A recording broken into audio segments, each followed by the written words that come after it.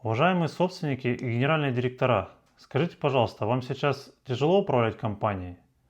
Вы 24/7 вовлечены в работу, на вас вся ответственность. Без вашего участия компания может остановиться или решение не будет приниматься. К вам постоянно бегут подчиненные за советами или наоборот от вас прячутся по кабинетам. Вы потеряли управляемость компанией, не понимаете, что реально происходит в процессах, почему много задач срываются, финансовые потери и незавершенка растут. Вам не хватает времени в сутках. Вся операционка уже на ваших плечах, постоянные совещания и нескончаемое ручное управление. Если все это похоже на вас, оставайтесь со мной, будем распутывать ваш клубок хаоса. Сегодня запускаю короткие блиц-ролики из серии «Создаем новый механизм управления», в которых будем обсуждать одну вашу проблему и давать на нее решение, распутывая причины возникновения их. И что вам нужно делать, чтобы эти проблемы не возвращались к вам снова. Все озвученные ситуации приводят к частому увольнению генерального директора, да и простых сотрудников и руководителей, и постоянному росту финансовых потерь.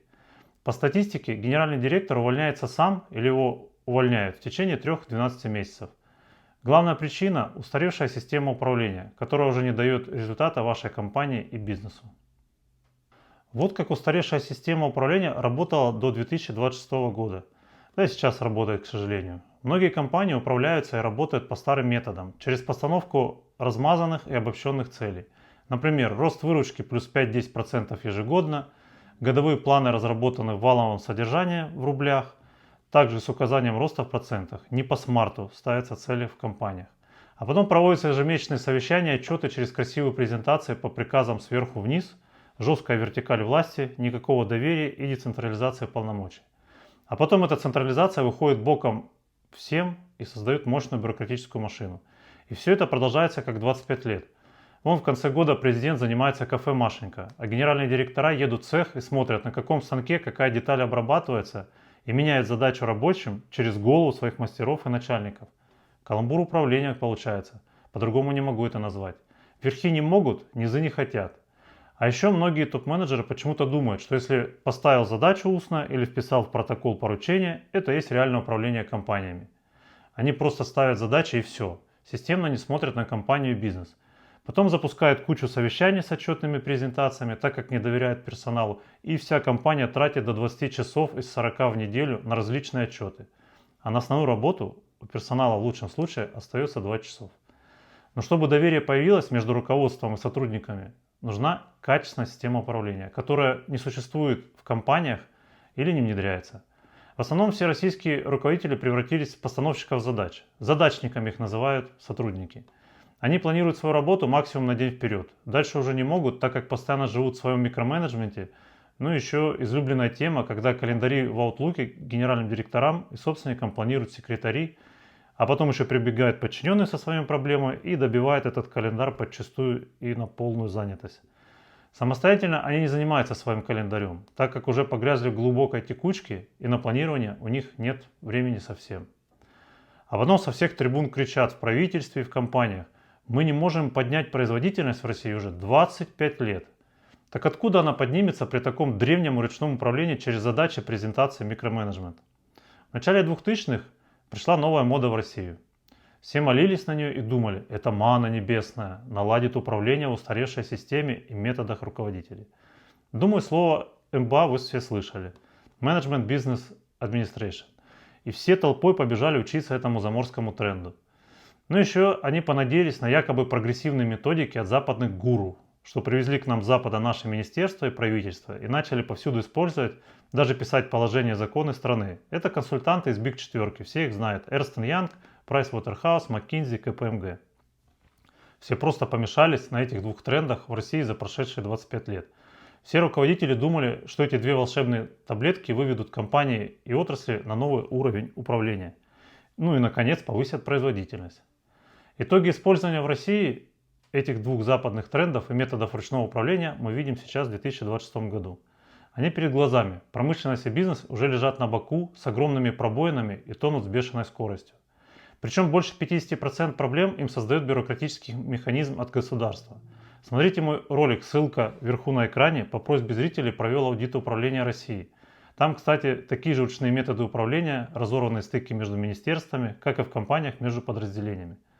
Все очень даже зеркально с компаниями. Большинство руководителей, конечно же, позаканчивали эти МБА. Весь текущий управленческий класс России за эти 30 лет равнялся на различные западные методы и подходы МБА. Свое почему-то не развивали совсем. Все стремились и ездили за границу на учебу, думали, что там лучшие практики управления. А уже, наверное, с 2010-х годов и внутри России подкрывали множество курсов и школ МБА. В том же Сколково пропагандировали и обучали МБА. Но вот в чем проблема. МБА не учит управлять готовой системой. Разбирать кейсы Volkswagen, Coca-Cola, Toyota и Google, но эти компании уже имеют и имели свою систему управления. Задача МБА выпускника – войти в готовую структуру и улучшить ее через KPI, бюджетирование, отчетность и контроль. Его там не учат проектировать систему с нуля, не учат выстраивать стыки между функциями, когда их нет, не учат соединять операционку с финансами, когда между ними черная дыра. МБА разбивает управление на функции – маркетинг, финансы, HR, операционка. Вот почему у нас сейчас в культуре компании возникают постоянные проблемы с конфликтами на стыках между функциональными колодцами. Выпускник МБА учится быть хорошим функциональным менеджером, своего рода администратор. Он управляет только своим колодцем. Он знает, как поставить KPI продажам, как поставить закупщикам, как составить бюджет, как организовать отчетность. Но он не видит систему в целом и как эти все функции в компании должны быть связаны между собой. Как решение в продажах повлияет на производство или техническую дирекцию?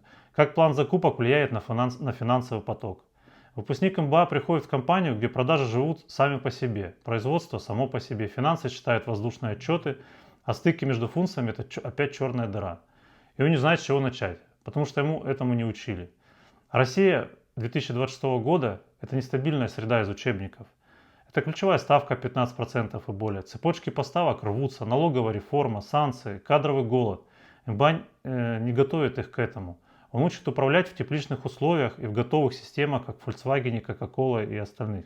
А когда условия меняются каждый месяц, выпускник теряется, начинает как раз таки в ручном режиме управлять, чтобы что-то как-то решить, чтобы компания работала. KPI, который имеет ставить МБА выпускник, это только работа со следствиями. А с причинами системы управления они не работают. И их этому не учат. Да и в самих компаниях редко занимаются проектированием систем. А если система не работает, или в компании ручное управление и презентации, KPI никак вам не помогут. И МБА не учит различать причину и следствие, она учит управлять следствиями. Сегодня эти два модных тренда и ручное управление через жесткую вертикаль власти и постановку задач, протоколы с отчетами в цветных презентациях уже не работают. Они изжили себя к 2026 году. России нужен новый механизм управления, который как раз строит систему для компаний, собственников, топ-менеджеров и сотрудников. Почему ручное управление не поможет вам, руководители? Да потому что мир и условия изменились. Раньше можно было поставить задачу и через месяц получить валовый результат по целям в рублях. Но сегодня все поменялось. Финансового жирка больше нет в стране и компаниях. Нужны четкие управленческие процессы и эффективная архитектура для управления бизнесом. Вы сейчас управляете вслепую. Финансисты приносят отчеты, где все вроде бы красиво, но денег на счетах нет. Вы не знаете, сколько заморожено незавершенки, сколько в запасах, сколько в производстве. Вы принимаете решения, опираясь на цифры, которые не отражают реальность. Вы нанимаете дорогого директора производства. Через полгода он уходит от вас. Или вы его сами увольняете. Говорит, здесь невозможно работать и уходит. Вы внедряете 1С ERP, результата нет. Потому что автоматизация хаоса дает автоматизированный хаос. И главное, вы сами бежите в цеха, потому что никто, кроме меня, не проконтролирует. Вы работаете 24/7, поэтому не можете уехать даже в отпуск. Без вас все остановится. Но вам самим так кажется, что без вас работать люди не смогут или не будут. Управляемость и системность за 25 лет в России потеряна. Все на ручном режиме. Невозможно через задачи и презентации управлять компаниями, бизнесом и целыми отраслями. А развивать ни окры и подавно не получится. Управление компаниями по задачам, а не через систему, это похоже на то, что наш российский менеджмент вернулся лет на 200 назад. И если мы хотим изменений в управлении, а мы хотим этого, надо все перестраивать, иначе нас ждут банкротства и провалы по всем направлениям деятельности. Знаете, что самое страшное во всей этой истории? Вы же все это понимаете, что так дальше нельзя, что старые методы МБА, ручное управление, презентации, все это завело компании и отрасли в тупик. Вы видите, планы не работают, деньги уходят никуда, люди выгорают, клиенты уходят. Но каждый раз откладывайте управленческие изменения. Сейчас не время, надо заказы отгрузить. Вот закончим квартал, тогда и займемся. Сначала автоматизацию 1С ERP внедрим, а потом будем разбираться с процессами. А время уходит, конкуренты становятся гибче, клиенты уходят к тем, кто быстрее реагирует. А вы все так же тушите пожары, бегаете по цехам, разбираете конфликты между продажами и производством. Исследования говорят, что 58% госменеджеров называют инфляцию главным риском, 47% геополитическую нестабильность. Но настоящий риск не снаружи, он внутри компании. Это наша устаревшая система управления на всех уровнях, которая не дает нам ни скорости, ни прозрачности, ни предсказуемости. Знаете, я 25 лет промышленности, и я вам скажу, хуже, чем сейчас, уже некуда. Собственники, топ-менеджмент и сотрудники работают с утра до ночи, а выхлоп падает с каждым годом все ниже и ниже. Вы не можете уехать в отпуск, вы не видите реальную прибыль, ваши лучшие сотрудники уходят к другим, ваши клиенты ищут альтернативы. Хуже, чем текущий хаос в управлении, это только один вариант. Ничего не менять и банкротиться. Я вам скажу, выход есть.